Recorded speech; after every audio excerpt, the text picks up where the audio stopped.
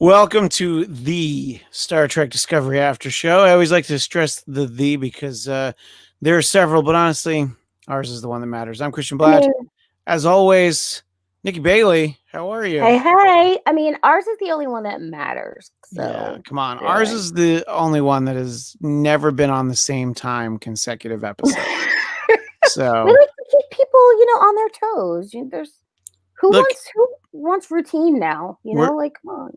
we're like the Discovery. You might be called into action at any time. At So, any time. this is why we subscribe to the Blackcast YouTube channel, and as hopefully all of you have. I know some of you are watching this on Facebook, or allegedly this goes out on Twitch. I've never had any feedback from anybody. And somebody who is always at the ready, Michael B. Michael sees B. he sees that we're Sup? here. Michael B is ready. Michael B, tell us what you thought of episode 6, Scavengers.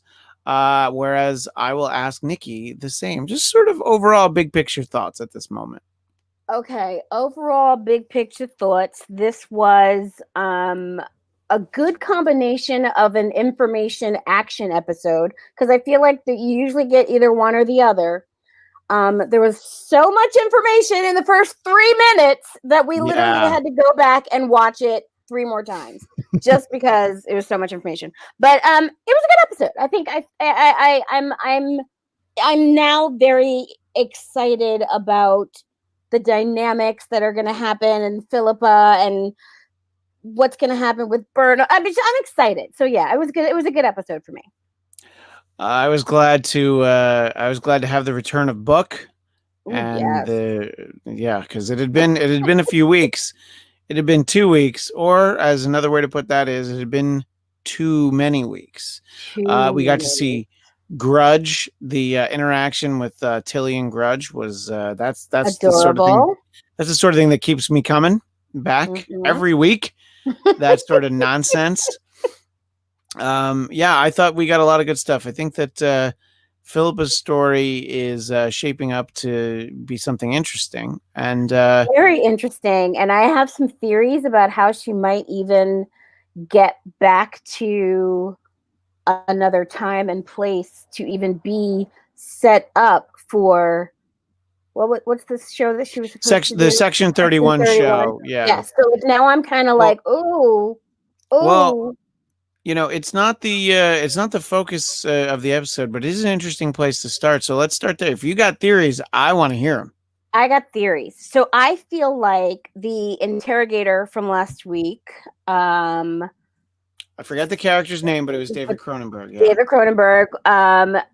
The interrogator did something to her or triggered some kind of memories or something. But I'm also wondering if, so we know that their universes are further apart now. I wonder if this is going to affect Philippa's health. The fact that she's so far away from her original universe. So is that going to affect her mental health or her emotional health or physical health? But also, will there be a need to have to return her to her place in time, or just to our timeline, like to the right place in our timeline to keep her healthy? And does that get her back so that she can do Section 31? I don't know. Yeah, I think ultimately they might do that because we'd always heard she would be a part of that. But I think that all indications, I think when we were talking to Mark last week when this came up, he seemed to have been a little bit more well-read on this than I am, that it's not their focus. So I think that's why she went into the future with them. So maybe she's, with us for this season and honestly, maybe a season 4 as well, but they want to set it up. In that interrogation, they did reference something that they found. I forget exactly what he said, but there was some kind of genetic flaw or something. There's something they were aware of. So I do vaguely remember that. Yeah. Yeah. So I didn't think it was something that was going to basically be represented right away, in that same episode and continuing on into this one. So I guess we have to keep our eyes open for that. But Yeah, I think that. What do you think it is specifically that she's flashing back to? Obviously, someone's dying. Someone's been Someone's killed. dying. It makes me wonder two things. One is she remembering the Philippa, the Giorgio Philippa memories of the Giorgio from this universe? Sure. Or is she remembering Burnham's betrayal, like in her universe? So because she does reference it, she does, I don't know. I'm just wondering. Like we're getting to see this sort of dynamic between them where they have this affection for each other, but Philip is still a little like, yo. So I'm wondering if maybe we're seeing something that happened between her and Michael in the Terran universe. Yeah, and Michael B gives us a little bit of illumination. He said there's some kind of strain in the DNA from folks from her universe. And he also, what I do remember that he told us is that there hadn't been a crossing in about 500 years. So that is very interesting. And yeah, I mean, I think that that's why she's running into these problems, yeah, I mean, this is a theory Michael has. Maybe she kills Michael and blocked it out. Michael, her Michael. Right. They hadn't previously dealt with exactly what happened. We just knew that right. We just knew there was a betrayal. Right. So like that. Yeah, maybe that is it. That's a good one, Michael B. I like that idea. Yeah. No, I definitely. Yeah. So I think it's interesting because it went pretty quickly from, she's just sort of staring off into space at the end of the last episode. And then in this one, as Michael points out, she very nearly got them and Book and everyone killed, basically. Yeah. So I did enjoy her interaction with the green guy, though, because that's what she does best. So I like that, it's like he's just a bully, and they basically melt as soon as a bigger bully comes along. So I wouldn't care about your eyes unless they were hanging from my belt. See, this is why we love Giorgio. Yeah, exactly. She's so good. Yeah. Yeah. So I think that I feel like we're gonna get more of this. I mean, oddly enough, I think basically by the middle of the next episode will be the halfway point of the season already. Because I think it's a 13 episode season. So they're just flying by. And I think they're in a sweet spot right now because the last few weeks it has felt very Star Trek-y. I agree with you. And I feel like this time in the first two seasons, we were still like, oh my God, what the fuck? And so I feel like this year they seem like they know what they must have a vision that we're starting to really see now. So, but for us to talk about the vision, though, can we talk about the first 3 minutes and 33 seconds? Yeah, you know what? I feel like I probably should have rewatched it, but because you said you rewatched it like I rewatched it 3 times because there was so much information. First of all, the Discovery has evolved. It's been updated. Yeah. It has programmable matter. The nacelles detach permanently, or are they forever detached? I don't understand. I didn't understand what was happening there. And we saw an alien that we'd never seen before, Captain Rama. What the hell was he with all the squid likeness? We had never seen him before. We heard that the Emerald Chain is making a move on Ardith. We heard that the Emerald Chain and Osira are doing something, and the whole crew got new badges that do all kinds of magic tricks. It was too much information. It was a lot. It was so much, and it was like they skipped an episode because they were like, yeah, not enough happens in that one, so let's just condense it to these 3 minutes. Yeah, and it was like in that 3 minutes, they found out exactly how fragile the Federation really is. They found out how that basically they're just there to try to hold everybody together. And that you kind of got to see how weak and sad the Federation is now, and so. It was a shocking 3 minutes. My partner and I we punched each other and we were like, "Oh my god, rewind!" It was crazy. Yeah, and I think that it also kind of sets up this idea that Discovery has to stay close because they're the only logical rapid response that Absolutely. in the entire fleet. And you could see that one of the other, I think it was a captain, didn't like the idea that all of a sudden, and he's just like, yeah, I'm not really going to get into it, but they can go really fast. They have technology. Yeah. Yeah, exactly. So I think that I think that it was a lot, but I do think it was important to kind of set us up. As soon as there was this notion that Michael was going to disobey orders, there was, and partially because I had seen what was going to be happening in the episode, in the preview last week. But there was never a minute where I'm like, all right, well, this will be the time that she stands down, she follows orders, and hopes there's a way to get there in the future. I was just like, oh man, she's just gonna run off with the emperor from the Terran universe from 930 years ago, and they're gonna take Book's ship. They're gonna leave Grudge with Tilly, and I'm glad that there were repercussions for it, because I was just like, how many times is she going to get away with this? Yeah, definitely. And I thought that was a great scene that Saru and Tilly had together, where, you could see how emotional Tilly was. Yeah. It was just like, I love her more than anybody else, but it's like, you got to do this. She can't do this. She disobeyed your order, Yeah. And the little tag on the end where she's like, I probably would have done the same thing. And Saru's like, no, you wouldn't. I'm sure that you would not have. No. Yeah. I mean, first of all, like Tilly seems to be the one who drops the most cuss words to me. And so the fact that she was just like, shit. And Saru was like, my sentiments exactly. I was like, that right there was like, these two people are like, we want Saru. Because I had this thought last week that like everybody was so friendly.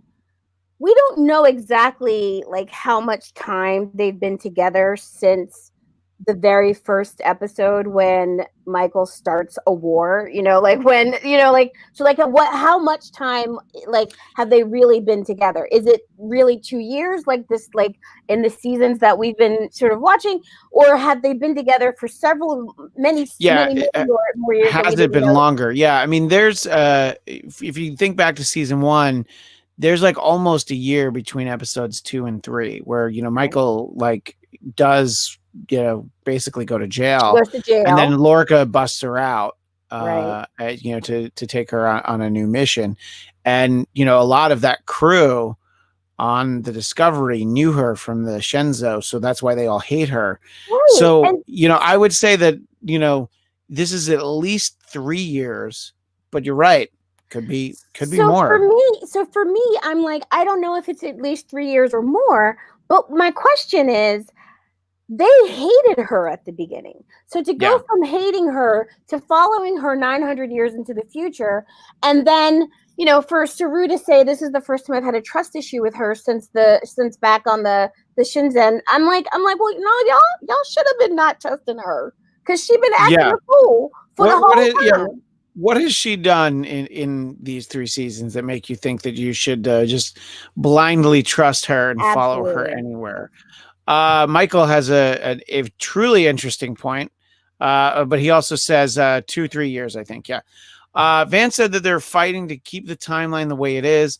Could this leader of the Emerald Chain be Michael's mom? She realized she made a mistake and is trying to fix it. Michael, ooh, I love that theory.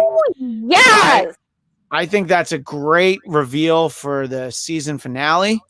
And then you set up season 4 where they really deal with that. I definitely like that. I think that Michael B, when a black woman gives you snaps, baby, that's some shit right there. You on it. I'm convinced now. That's it. Also, Michael B, congratulations on being named People's Sexiest Man Alive this week. Obviously. So congratulations on that. In any case, I thought that the actual the mission part of the episode I think was great, but just sort of this behind the scenes, not even behind the scenes, but just sort of the repercussions. Saru and Tilly, and then when Saru has to basically dress down Burnham, and I think the Admiral, we get a lot more depth out of the Admiral, I think. Absolutely. Because of this. And he's like, I'm going to let you handle it how you want to. And he makes a good point. He's like, the only reason you're not in the brig is because you saved lives. It's like, so you went on this rogue mission, but you did some good stuff. And I thought that, having Burnham, just say like, what am I going to say next? And then what am I going to say after that? And it's like, and she's absolutely right. He doesn't have the luxury to try and figure out what happened with the burn a couple hundred years ago. And he also can't really manage. He can't really manage personnel who want to run off and handle it. What were you going to say, Nikki? I was going to say he also dressed Saru down a little bit and said, "Look, had you come to me with this, I might have just agreed. I might have seen the value in it. Like you didn't even like ask me if this was a good idea or not. Like we got to build trust all around. You got to come to me as your commander and trust me to help you make some decisions." Because I might have said, hey, yeah, send her off to do that.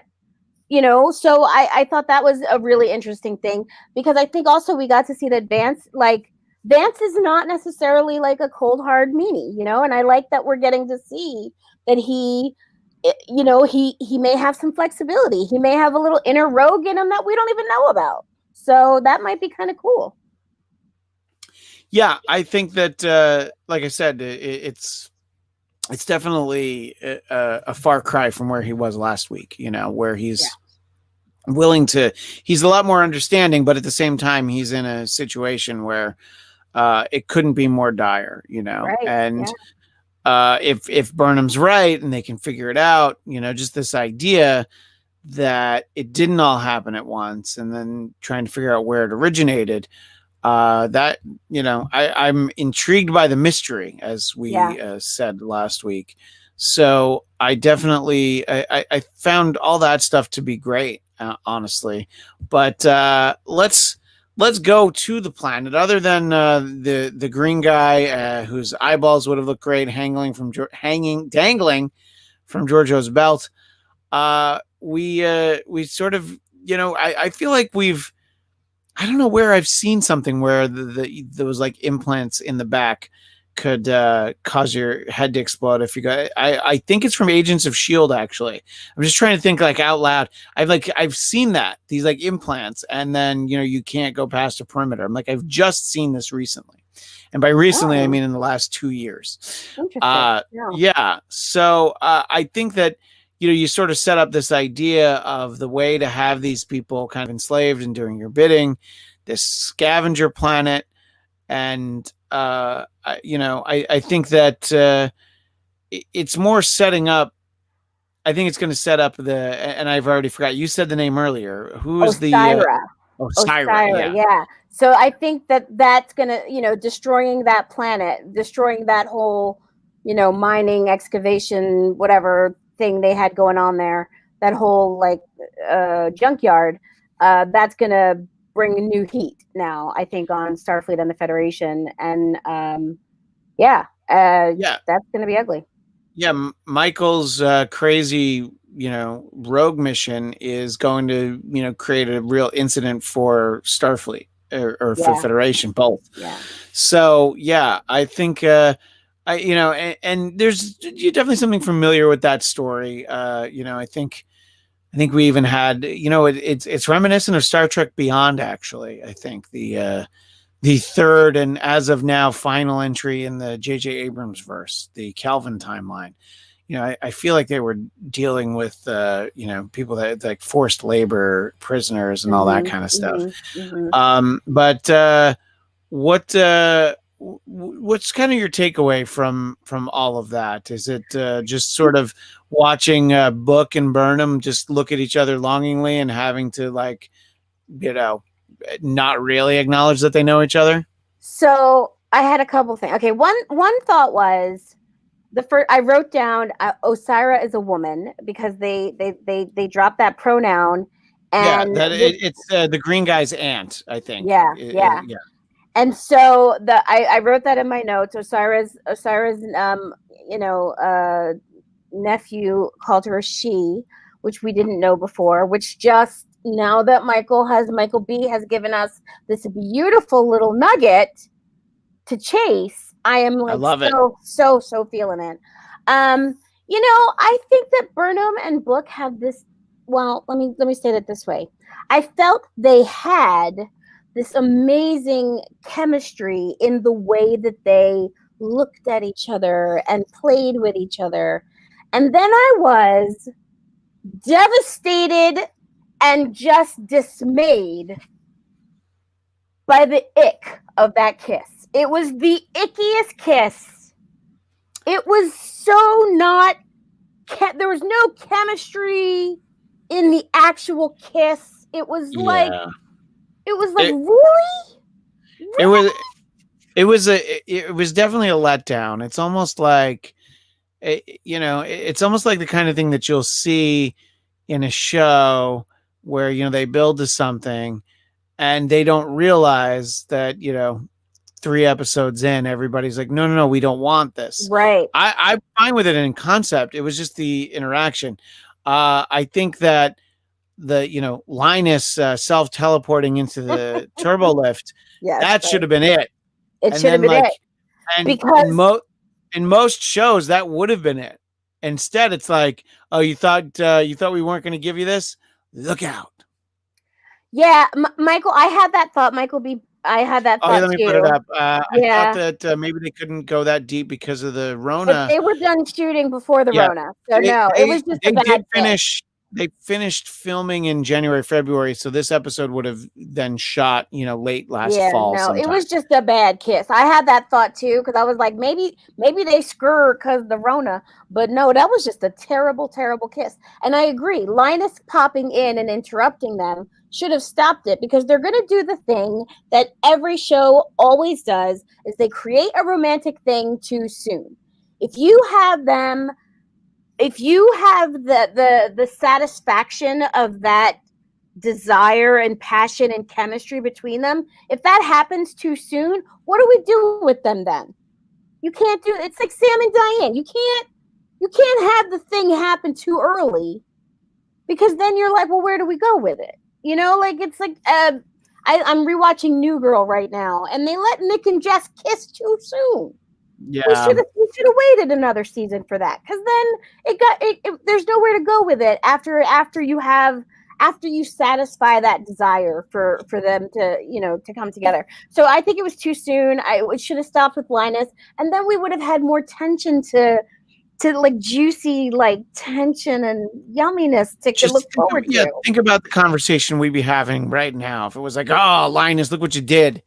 Right. You with your runner throughout the episode, you and your comedy. Look at you. You're damn referencing back to jokes. Other. Yeah, your humor got in the way of true love. Oh, Michael, why are you going somewhere dark? Unless they're to kill off Book at the end of the season. Oh, come on. No, man, we can't. It's 2020. We can't have that kind of nonsense going on. Man, I don't want 2020 to end that way. That would be wrong on every level. That would be devastating. And then Tilly's going to be stuck with grudge. Come on. Yeah, it's a funny cat, though. It's a funny cat. No. I definitely like that. But anyway. It wasn't pleasant. And I like him. I like his character a lot on the show. I like their interaction really up until that moment. Me too. Even after it, I still like their interaction. Me too. But the kiss like, was like they were afraid of each other, and like it was like they had never kissed before. It was like awkward and weird. And not to say that. I mean, sure. I mean, maybe that was intentional because one of the sort of it's a typical television cliche is that when you finally have the kiss, it's the most amazing thing, and there are fireworks and whatever. Maybe that was a choice. Maybe they intentionally made it a little bit awkward, And maybe that a little bit awkward is going to play out later somehow. Yeah, it's funny because you were mentioning, other shows. You're talking about Cheers and New Girl, and you can think of a lot of times where the couple gets together. It's maybe not in the Hall of Fame like some of the other shows, but Scrubs is a perfect example. You have your couple get together early, and then they're like, "Oh no, I don't know what to do with this now." So then you have to break them up, and then you have them get back together again, which is exactly what they did with Nick and Jess. The one time that I had seen this happen enough that on the American Office, when Jim and Pam got together, my wife was so excited, and I'm like, this was too soon. I actually think, looking back, that they did it right. I do but too. I thought in that moment, I'm like, this is way too soon. You need another year of this. 100% agree. 100% agree. And I know this is not a show about The Office, but people, I hope that you are preparing yourselves because The Office is leaving Netflix at the end of this year, moving to Peacock. So I hope you have a plan, because if you are like me and you watch 4 or 5 episodes of The Office every night as the way to go to sleep, what are you gonna do? So. Well, and remember though, Peacock does offer a free version. You just have to watch some commercials. So it's no HBO Max trying to get you to spend $15 so you get to see Wonder Woman. All right, it's free, or you can spend free for now. Yeah, that's true for now. Flobo boys, if you don't get off this comments thing talking about you ain't never seen The Office, you better. Flobito, how have you never seen The Office? Oh my gosh. How do we keep discovering shows that he's never seen? It's crazy. I don't know.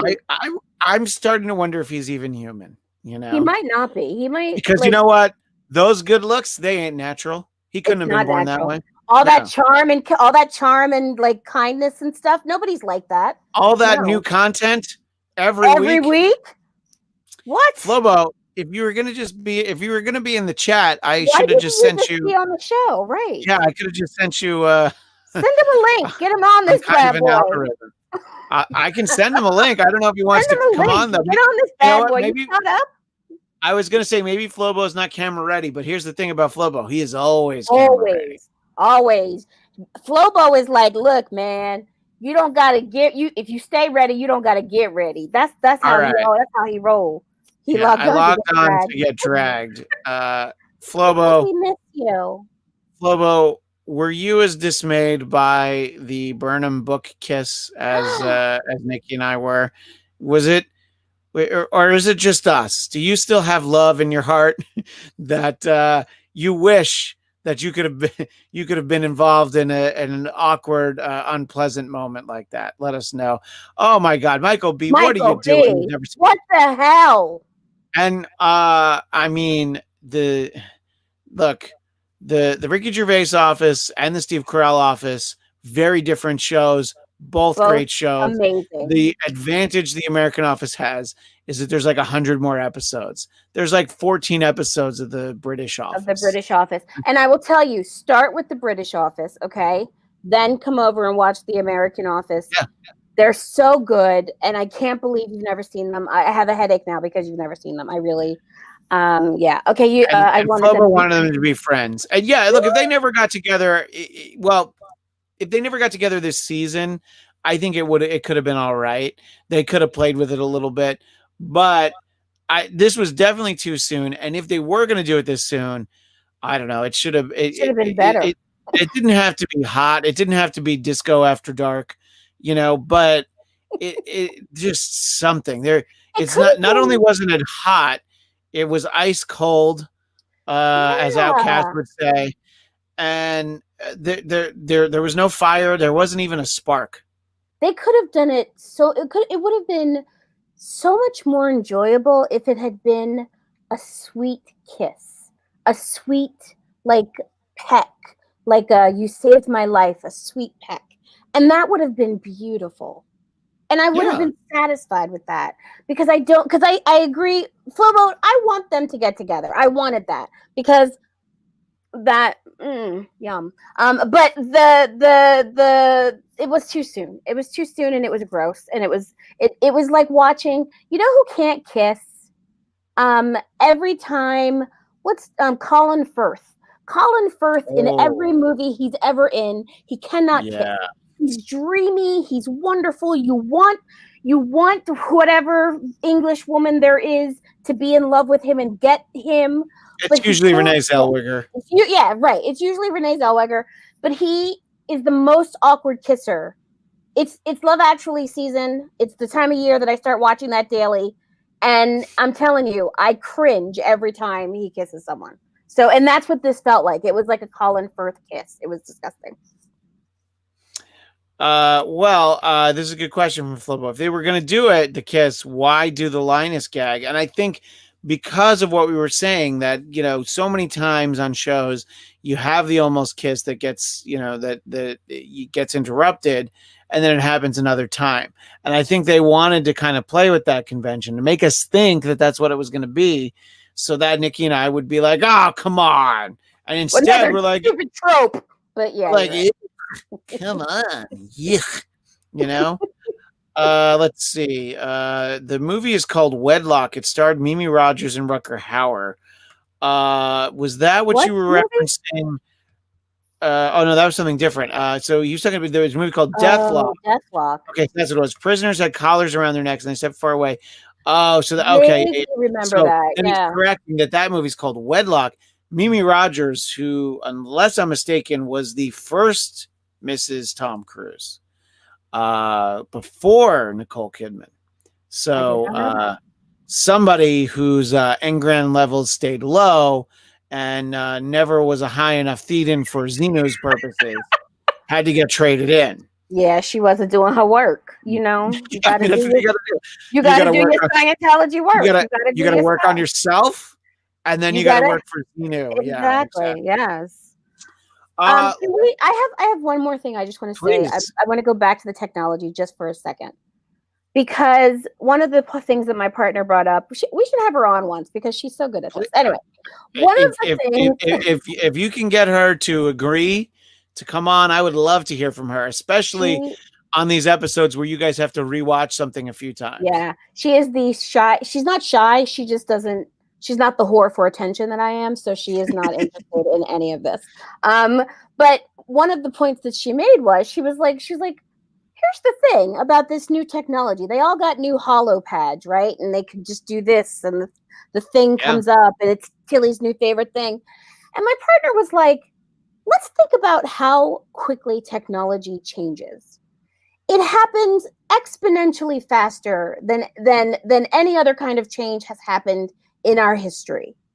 So things that we used 10 years ago, things that we have now 10 years ago would have been unimaginable to us.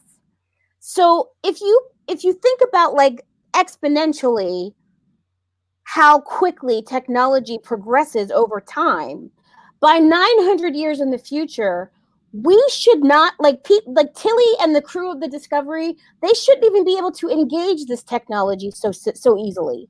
Like there should be some, like, there should even have been some kind of human evolution that makes it difficult for them to access this technology. I just feel like the technology is not even as advanced as I would want it to be 900 years from now. Now, I'm sure we have our limitations of imagination here in the 21st century. Maybe they can't think of anything better. But to me, I was like, that like display screen thing with the thing, whatever. We've been seeing people do that shit since Mission Impossible. With time, like that's not. Can we get some new technology, please? Can y'all think of some new shit? Some shit that's like worth that's worth like 1,000 years in the future worth. It is an interesting point, especially when you think about sci-fi from like the 60s and 70s, like what the future, what things were going to look like. I'm holding something in my hand. This is my iPhone, which I would say is better than any Star Trek communicator or just any piece of technology. But also, speaking of technology, joining us now, what's going on, y'all? Thank you. He has decorated all for Christmas. Look at the Christmas decor. That's a little tree. And that's some little lights, yeah. I love love it. that you Lobo. have blue lights so you can like have our Jewish friends get their celebration on with the Shalom, homie. Hanukkah situation. Yeah, I why love not? it. Why not? Lobo is all inclusive. That's why and that's how you get to have new content Yeah, Every week. that's why I'm also an Every algorithm too. So we were talking sort of about the new communicators and the holopads. I thought all that stuff, it was cool. I think they reacted to it appropriately. I think it was Detmer who was like, we don't need all this, and everybody's like, yeah, we definitely Yeah. Shout out to Bryce. He's like, you're crazy. Yeah. I think it's hard to, you're right though, it's hard to imagine what things in the future would look like, even just developing it for discovery, much less like, okay, all right, well then how's the technology going to advance like another 1,000 years? And I think it's so far in advance, we can't think of what it is, I think it's more like RoboCop, where you see stuff like, just on a display, like, in your eye, like, I don't know if you have like a contact lens or something, but I guess they just wanted to show off for it. I don't know. What did you think of the new tech, Flobo? I mean, I was like, man, I can't believe no other Star Trek between now and then did the combination tricorder and transponder thing. But at the same time, it's like, Nikki's right. Like, what could they possibly do? They basically like recreated organic matter. You know what I mean? Like, how much more advanced can you get? It's bad enough fashion's as bad as it is in the future. So, yeah, fashion is not great. Yeah, except for Book. He's always well dressed. Book is always fabulous. Like Shaft. Although I do like this. What did you say? Like Shaft? Like Shaft. Like John Shaft. Shut your mouth. I'm talking about Shaft. Yeah, of course. Dig it. I also was interested in this programmable matter. Yeah. What I'm not exactly sure what they mean by that, but okay, I'm down with it. Programmable matter. Yeah, it's it's tech with the brain. I'm saying. Yeah, it's definitely one of those things that they throw around, like we talked about on this show. It's a tachyon field, Right? You're like, wait, what's that though? Yeah, it's a tachyon field. Well, it's programmable matter. Okay, cool. Sure. How do you program that matter? What do you do? Like, is it like a symbiote that like learns? Right. Is it like Venom for my Spider-Man friends? Like it figures stuff out. It learns, it adapts. Right. So I know they can't spend a whole episode explaining programmable matter to us. But give us a couple minutes. But you are the expert something. here. Well, you have programmable matter, and then you have like the remnants of control still in that ship. Yeah. Will they fight? Will Yes. they be- I was definitely thinking that. And we've seen little flashes of control, like in I guess it's the second episode, when Discovery arrives in the future. You see sort of some of those, I don't know, pellets, the little pixels, I don't know what to call it, but you saw some of that on the ground. So yeah, I think that this new technology, I don't know why they're all so, warm and fuzzy, ready to embrace control. It's like you just brought your problem 1,000 years in the future, and you brought it to a point where the Federation is so much weaker than it was 1,000 years ago. And Michael has a great theory, by the way. I'm sure it involves nanite technology. Exactly. Well, it's another one of those buzzwords. Nanite technology. That's why I don't get is made entirely of nanite technology.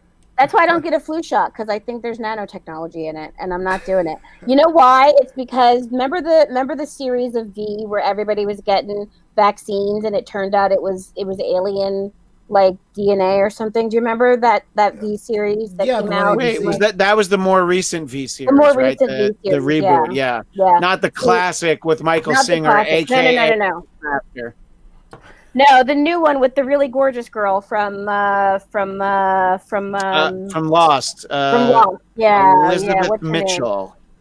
Yeah, so I won't get a flu shot because of that series, because I'm like, they are not injecting me. I don't want to get too bogged down and off topic, especially because somebody was very upset that our first episode we barely talked about Star Trek. We did not talk about it at all. We barely did. But Nikki, you gonna get a COVID shot? No, God no. So you're gonna be staying in forever. I am staying in forever. I went to the bookstore today and loaded up on new books because we're going to lock down again. And I'm not getting no COVID shot. They can't make no kind of They can't make a vaccine in 6 months. No, I don't know what's in that mess. No, I'm not taking that. I mean, I'm not going to take it first because they wouldn't give it to me. They're not going to give it to me. Opening day, just hang it out. Yeah, exactly. It's like, do you want to pre-order the iPhone 12 and have it before anybody else figures out what's wrong with it? Right. First of all, the thing doesn't have a plug. How am I supposed to charge it? You know? Yeah. So I guess I'll use nanites and programmable matter to charge my iPhone 12. Anyway, I once got a first generation iPad, and I was like, "Why? Why would you buy a first generation anything? No, you don't take the first generation. I'm not taking this vaccine. Back to the show. Sorry. Yes. There's 2 that are approved, and a third one. I'm going to take all of them. You can give me all the COVID shots.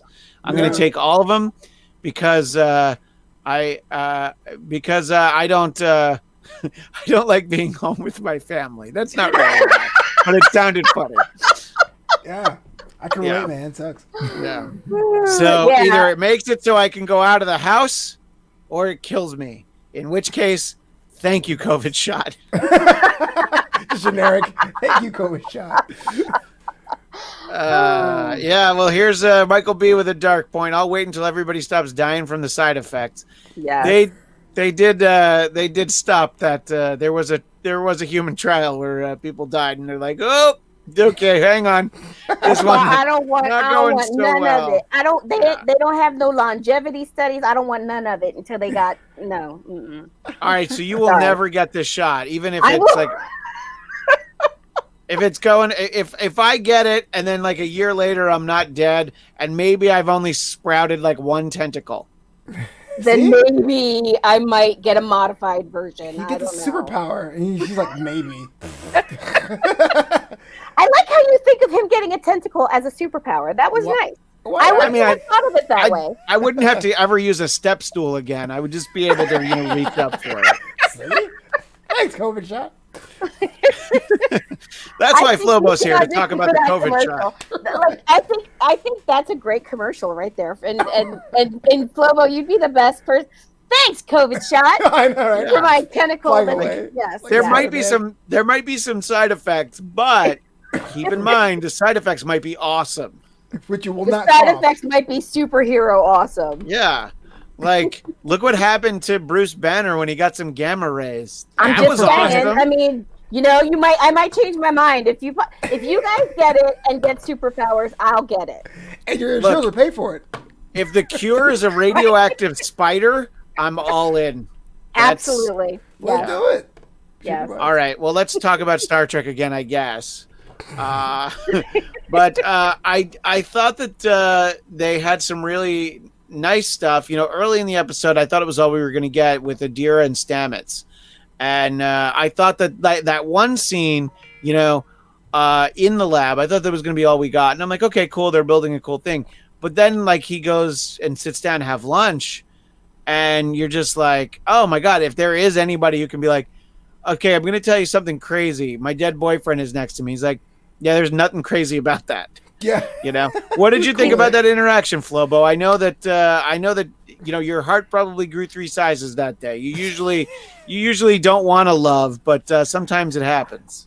You know what? It was interesting. I was saying, wait a minute, you're okay with it? But then, Stamets is the perfect character because he's seen the worst possible of it all, and it was interesting. And the fact that it ended full circle with the deer being like, I can help you out. It warmed my heart. My cold black heart was all warm for a second. It did get warm. I know. It was really sweet, and I thought, I think it'll be good for both of them. And I thought it was lovely to see. That's the version of Anthony Rapp that I like. Like, I like friendly, sweet, kind Anthony Rapp. Like, I don't like, you know what I mean? What? I just like when he wears a scarf. Top tier. 525. Sorry. Anyway, how is he not sang yet on 3 seasons of this show? I'm just saying, rude. I think they're just like, oh, it's so obvious. And by the way, now that they've gone this far into the future, we can get holodeck episodes.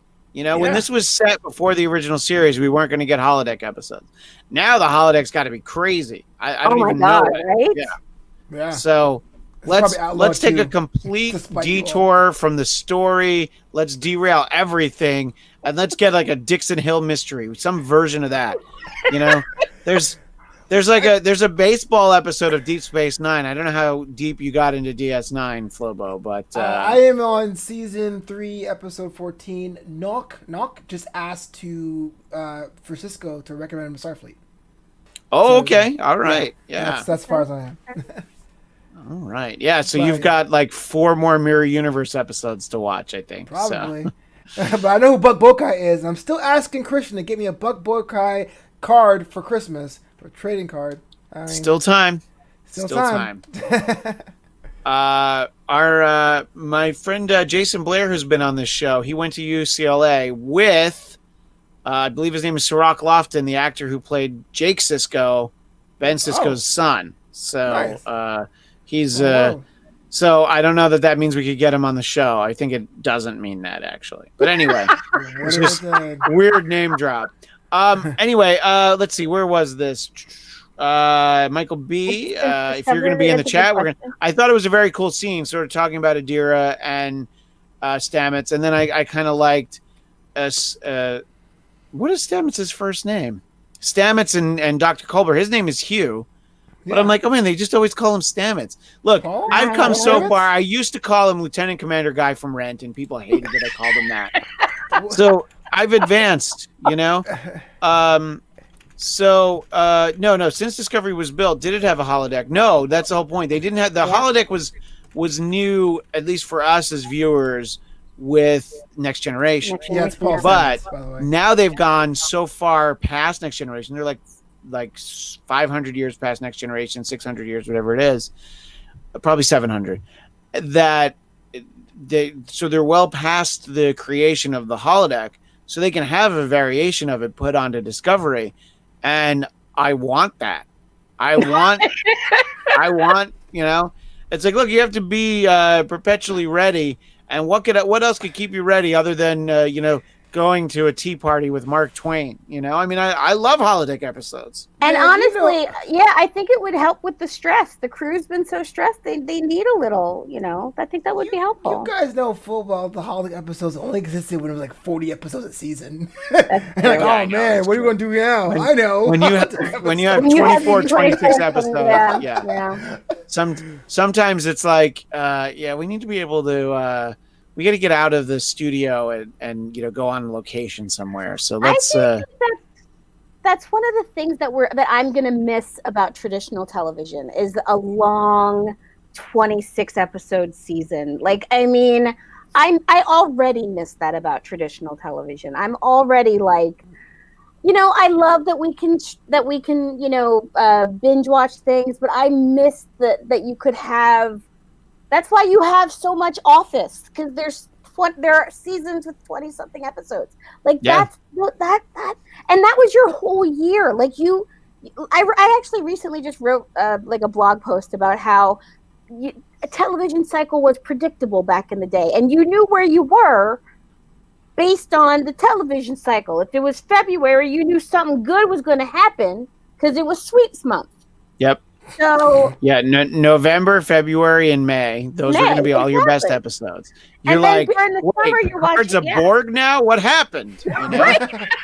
and then you watch over the summer. You watch the stuff that you didn't watch over the year. Yeah. And you watch the stuff that you weren't allowed to stay up late enough to watch. So you got to see all the Saturday Night Lives.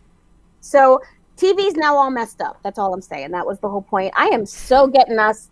We are never getting back to the show. It's right. So about a TV show. But I honestly look. I know that procedurals, like I know NCIS. I think there's an NCIS Skokie.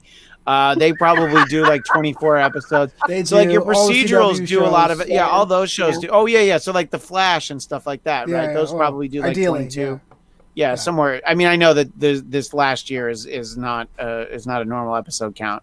But so yeah, those shows do, and I literally I don't watch anything that has more than I think 13 episodes in a year. Whether it be cable or streaming, everything. It's just and to have that much story to tell, I think it does lend itself to things like the holodeck episodes. So Michael B brings us back though with do you think Adira will be the counselor for the ship, or will they stick? Well, you're saying Dr. Hugo. I think you mean Hugh, Dr. Culber.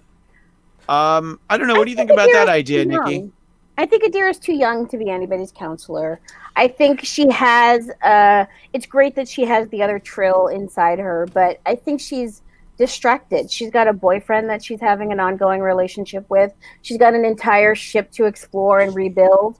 I don't think she's going to be a counselor. I think she's going to be a very important part of engineering, and I think that somehow we're going to get some way to. She's going to create some way to have Gray be embodied, so that she can actually. I don't know how that's going to work, but But I think she's going to create a way to have Gray be a body that can live. 2 words: programmable matter. Programmable matter. And also, like the last episode of Picard, we got a rebuilt Picard. So, I don't know, what is Picard now?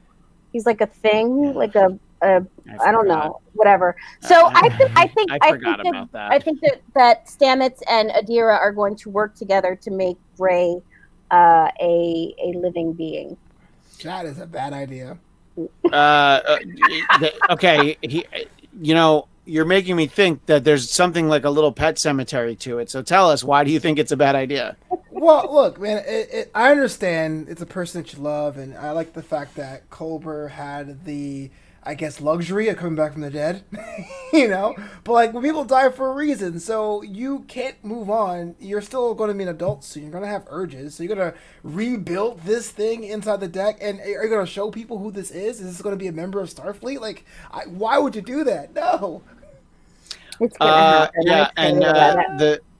With the terminology, another past contributor to the show and presumably future, Mr. David Weiss, reminding us that they're called synthetics.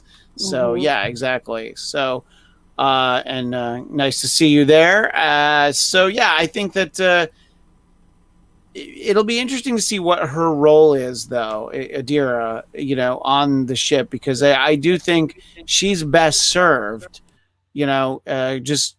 She has this familiarity with the present day that no one on the crew has, but she also has this fascination with older technology. So she's kind of the perfect person to synthesize any of these ideas. But again, there's also all this Trill knowledge that she's got, Exactly, so, yeah. I think that she could probably be very good as a ship's counselor. I do think it would be wasted, to kind of bring it down to Flobo and my level. Babe Ruth was a great pitcher, but he was a much better hitter. So it's like, no, let's just go ahead and not do the pitching thing. And so he's a wonderful candy bar. Yes. Top tier. Yeah, he's top tier. He's like, it's no Butterfinger. It's not a Snickers or nothing. I wouldn't get mad if someone gave me Ruth. You know what I mean? Yeah. If there was like a knock on the door and somebody had like Grubhubbed you a box of Baby Ruths, you'd be like, all right, cool. Yeah, I can eat that. Yeah, if it was like a payday, though, I'm like, thanks. So we touched on this early in the show, but Flobo, with you being here now, what do you think? Where do you think we go now with Burnham no longer being number one? Something that she didn't really want, and she didn't really do much as number one on the show. I mean, there were definitely, in this season. Yeah. There were definitely moments where she stepped it up and was able to help the crew, work well together, but she can still do that as science officer. True. It was interesting because I was kind of hoping to see Saru mad.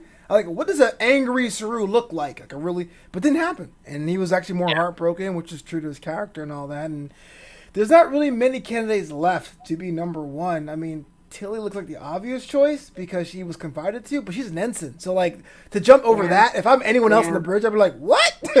And then there's, like, Nielsen, who's there, but she hasn't done much on camera, so it might be an open position, to be honest with you. Yeah, I don't really know what that is about, but with Bright Gold Burnham now being herself and not being number one, that opens the story up for her journey. Because it was I agree.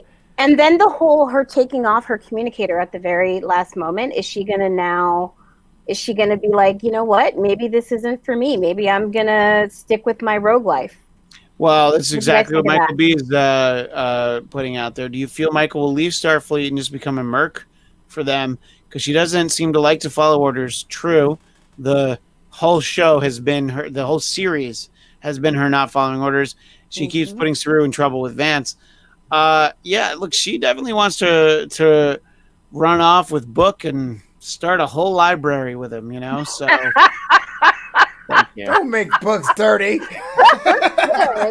I mean, if you don't think Books are Christian, that was really good. I was kind of really proud of it in my head as I was that was very good. After Dark. Lobo, if you don't think books are dirty, you're not reading the right books. Absolutely. I'm gonna send you a couple of things. I was on my way to Bible study. I clicked that link. But for me, there's no one that I can immediately think of that this is the character who would be the best, the best number one, really. And my thought was, go ahead. Sorry, no, go ahead. I'm so bad at interrupting people. I'm trying to get better at it. It's this connection that it's the new normal, Nikki. And the new normal calls for talking over each other. What were you going to say? I'm wondering if the security officer from the Federation who's been helping them get everything together. I'm wondering if maybe Vance will assign him a first officer, and maybe it'll be her. That makes a lot more sense. That does make a lot of sense. What I hope that they don't do is that they don't Cousin Oliver us, where it's like, oh yeah, it's this person, you know. Did you explain Cousin Oliver for Flobo? I know who Cousin Oliver is. It's like Scrappy Doo, right? I don't know. I mean, it's not that different than Scrappy Doo. Very similar, actually, yeah. But it's just, it'll be the idea of and shows do this a lot. It's like, oh, character that we all know, you've just never met, watcher, viewer at home. You've never actually seen this person, but we all know him. You're going to have to trust us. Right. Spock's had a sister this whole time. You're going to have to trust us. Oh, that's lame. Yeah. Yeah. Well, so I don't want that. But also I don't want it to be Linus. So, be creative with it. But it would be kind of fun.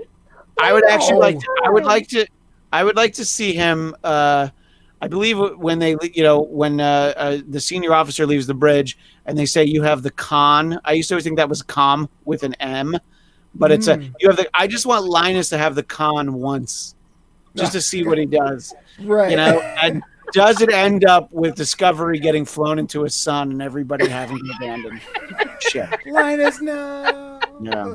The Linus spinoff, I'm all in for. So that would be a good show. Kill himself. It's true. 20 minutes he'd kill himself. That's true. I'm sorry. Do either of you have anybody in mind that you think would be a good number one? Because I do not. And the perfect person would have been Commander Non, but somebody has to be on a planet far, far away. Yeah, that's true. Yeah, Non would have been a good candidate. I felt like they got rid of her because they have too many characters now. But I think that she would have been a good number one. And also, I feel like leaving this hole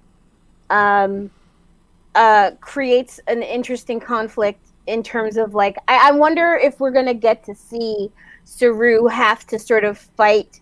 He seems to be one who wants to follow the Federation's orders. He wants to be a good boy and follow orders. And I wonder if this becomes a decision where he has to sort of say to Vance, dude, this is my shit. I make those decisions. I don't know. There's really no one else, though, that's been sort of, that we've known in this unit, in this show that could be the number one. And ooh, how about Philippa? No, that could never happen. No, because she's not Starfleet. Guys, what if the sphere would Ooh. create Hollow #1 for Saru? That would be interesting. Ooh. And there's precedent for it because of a dude from Picard who had all of his Oh, he had his emergency holographic- medical holograms. Yeah. all of his emergency things were holograms. So there's precedent for there being and even before that, the Doctor on Voyager, there's precedent for. I was just about to say, like, as Yeah. much as I knock Voyager, I actually really did like Robert Picardo, the Doctor, the Yeah. emergency medical hologram. And I think it was First Contact that they had him show up because he was just the emergency medical hologram. So it wasn't the same character, but it was the same Right. program. So unfortunately, we're hundreds of years past that. But it's making me think, like, Robert Picardo could always show up in any Star Trek anything and just be like, oh, yeah, well, I guess we have to use the old version of that program. And, oh, my God, look who it is. Yeah, I like that idea. Yeah. Well, I heard definitely that like he that. shops at the pavilions near my house. So maybe I'll just go hang out there and be like, listen, we had an idea. Maybe He had you an can- idea. Out at the pavilions. He shops at the pavilions near me, so I'm gonna go. I'm gonna hang out. I think I've told you both that I was once at a party that Neelix, the actor who played Neelix, was at, and I had to lean in and tell my wife, like, the only thing I could go over and say to him is, "Hi, I really hated your character in Star Trek, and it made it hard for me to not watch the show. It made it hard for me to watch the show. Oh, I was just like Neelix and Kess. I was just like, ugh." That is on Aw. brand, Christian. They're black. I mean, come on, that's on Yeah, brand. I know that would have been a terrible thing to say, and of course I didn't. It would not have been off-brand for me to go and be like, "Hi, how are you? I hated your character. I'm sure you're a nice guy, but Yeah. anyway." I think we've actually talked a lot about the episode and only a little bit about vaccines. What about are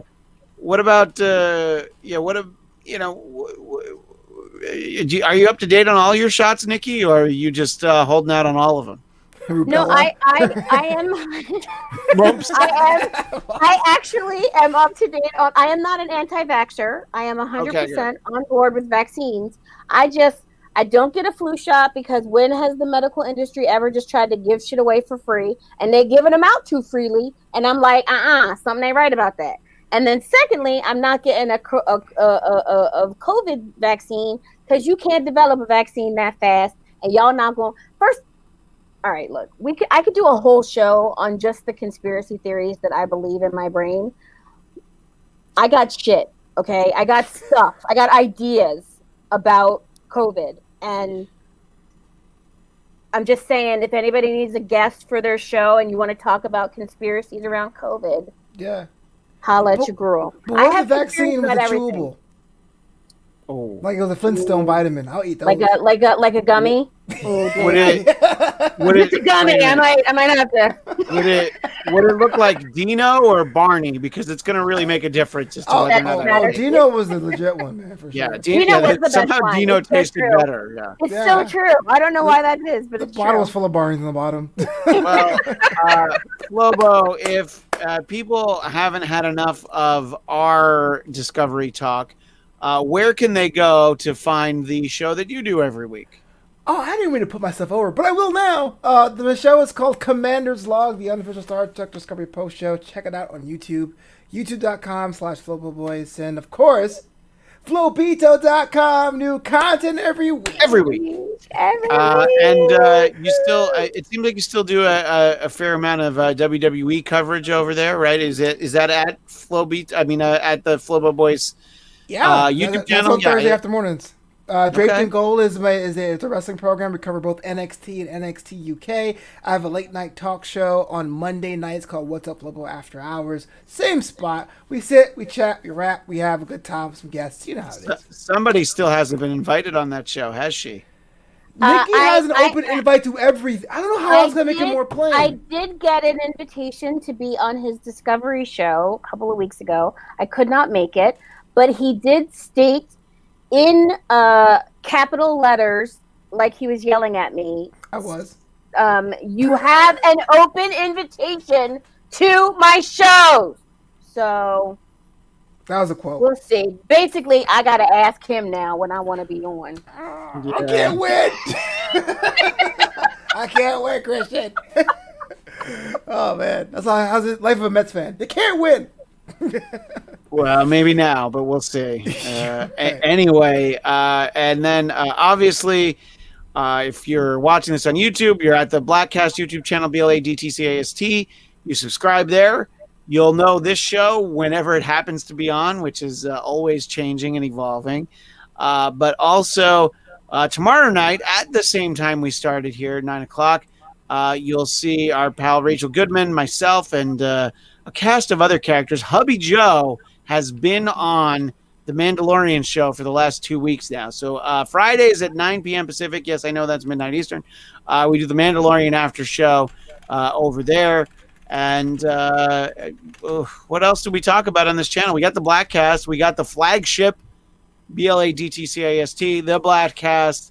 175 or we're still I just we're want still you both to know I have been trying to think of cool things to make my name a title of a channel because of the both of you for months now, and I can't come up with anything. So if anybody has ideas, like you've got you know, like you've all got cool name titled channels and stuff. I want one. I mean, Nikki Bailey's pretty bankable. I mean, yeah. I mean, I've got the last name Blatt with a D and a T, and nobody, but like to be Nikki Bailey, that's great. Yeah. And speaking of Nikki Bailey, where can everyone find you? You can find me at Nikki Bailey _ on all your social medias and at NikkiBaileyComedy.com. I'm not doing a whole lot else right now. I'm reading books and rewatching New Girl and coloring because I don't know how you guys have the energy to do multiple things a week these days, but this is all I can do. This is my limit. Oh, Michael B. This is a good one. The Bailey Planet. Oh, the Bailey Planet. I love that, Michael B. Also, they might ask for a fee. Michael I hate it, Michael. When mix that sucker with an edible, then you have a great vaccine. LOL. Hell yeah. I don't even care about health, man. I'm just enjoying the game. In any case, thank you. Thank you to Michael B. I saw David, you were there in the chat as well. Salmon, Sal. But Flobo Boys, unexpected, but always welcome to have you drop by. Fantastic to get the chance to chat with you again. I was going to say we'll be back next week, but we won't be back next week because I think the new episode will post on Thanksgiving. So we'll figure out maybe, I don't know, Monday. We'll figure out when we can come back around. And Michael B, I'm just sorry. Michael B, at me because I need to connect with you because I have to give a personal thank you. I think I am going to use the Bailey Planet. Yes! That is amazing. I love the Bailey Planet. Lock it down now before this goes. I'm going to GoDaddy right now to buy it. Wait, I bet Michael just bought it. Now he's going to charge me like $1,000. It all fell to his trap. You're going from like thanking him with a heartfelt note to like, you son of a. In any case, Michael B's actually Q. That's what you can find me. Wait. Do you mean Q or QAnon? No. That was Star Trek. Never mind. Did John Delancey start QAnon? I didn't even think of that until right now. That is a plot twist. That is none of us saw that coming. Anyway, follow me on Twitter and Instagram at ChristianDMZ. I'll be sure to let you know. But if I had to guess, we'll do our next episode a week from Monday because Thursday, Friday, happy days. But there's gonna be a lot of turkey. And I hope that we all have a lot to be thankful for. But if you're Nikki Bailey, the only thing you need to be thankful for, the upcoming Bailey Planet. Thank you to everyone. And as always, live long and prosper.